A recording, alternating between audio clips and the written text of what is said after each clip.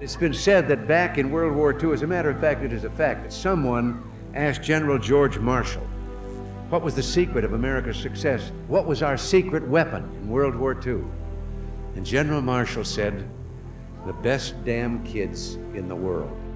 World War II was fought by over 100 million soldiers from 50 different countries, and each one of them had a story. Some of those stories are well known. Some of those stories have been forgotten over the years. And some of those stories were actually secrets that are just now coming to light. Welcome to Secrets of World War II at the Ronald Reagan Presidential Library and Museum, open now through October 9th, 2022.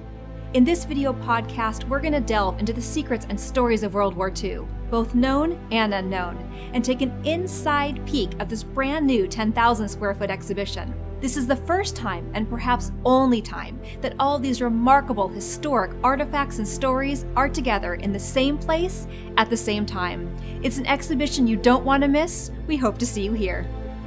From the battles along our California coast to the battlefields of Japan, Germany, London, and more, delve into the secrets of World War II at the Reagan Library.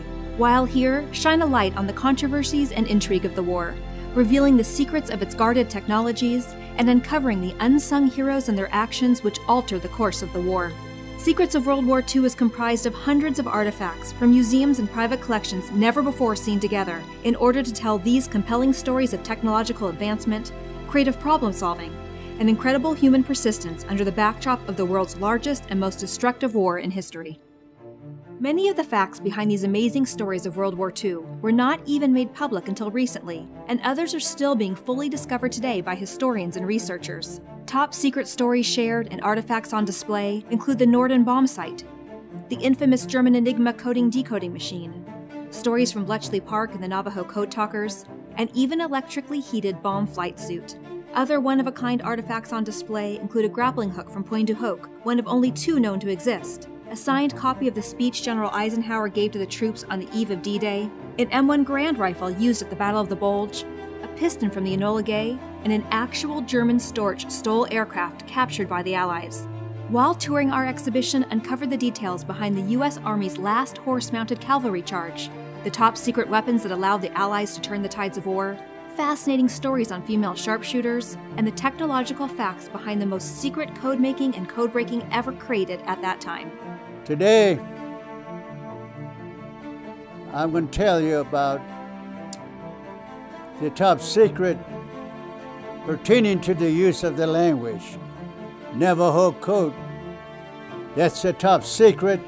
Don't tell anyone, not even your family, parents, until Navajo code is officially declassified.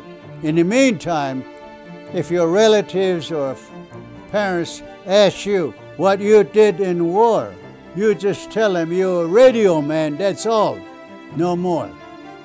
That was our standard answer to all questions regarding what we did in World War II.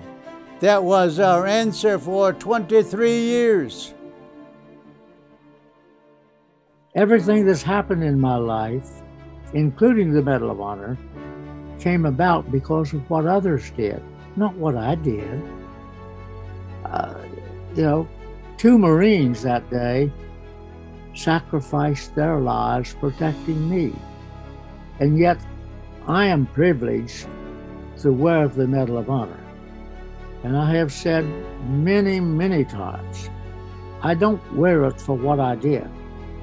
I wear it in honor of those two Marines, and especially those two Marines, but for the other Marines who never got to come home. They, in my estimation, and I don't consider myself a hero, I consider those who never got home the true heroes of America. They gave all they had. So my life has been full because of others. And it's still happening today. Throughout the entire exhibit, explore over a dozen videos created through interviews with World War II veterans. Hear stories about D-Day, Battle of the Bulge, the secrets behind Bletchley Park and Navajo Code Talkers, and even about Iwo Jima. I witnessed the flag going up at Iwo Jima. I watched the whole Battle of Iwo Jima right from my position on the bridge, starboard side of the bridge of the ship. Watched the whole battle. I saw 7,000 Marines that passed by my ship at that point, and many of them never came back. I was at the base of Mount Suabachi, and the Marines climbed up that mountain under fire. How they got up there, I don't even know.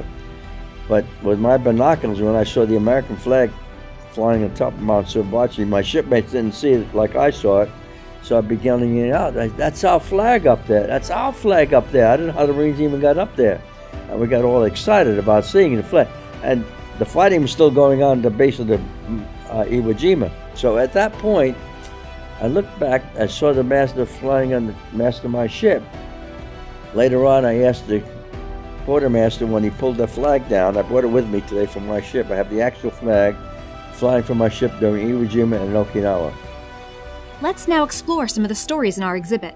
While planning the invasion of Normandy, General Eisenhower's team devised a top-secret deception strategy, codenamed Operation Bodyguard, to attempt to mislead the Nazis as to exactly when and where Allied forces would land in Europe.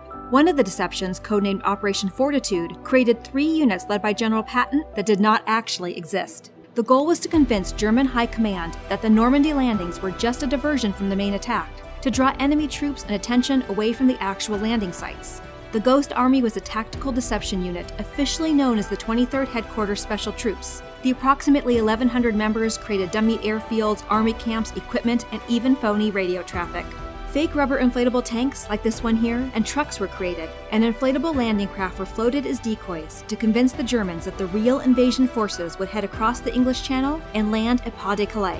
The plan succeeded in fooling Hitler and most of the German High Command so thoroughly that even after D-Day, they still were expecting the other attack. The story of the Ghost Army was not declassified until 1996. They'll get more knowledge here about the war than they could get out of reading a lot of books or going to some movies. This is great. Everyone knows about Iwo Jima, Normandy, and Pearl Harbor. But did you know about the Battle of LA and the bombardment of Ellwood?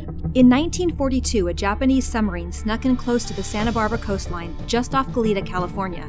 Under cover of dark, the Japanese I-17 sub opened fire on targets in the area.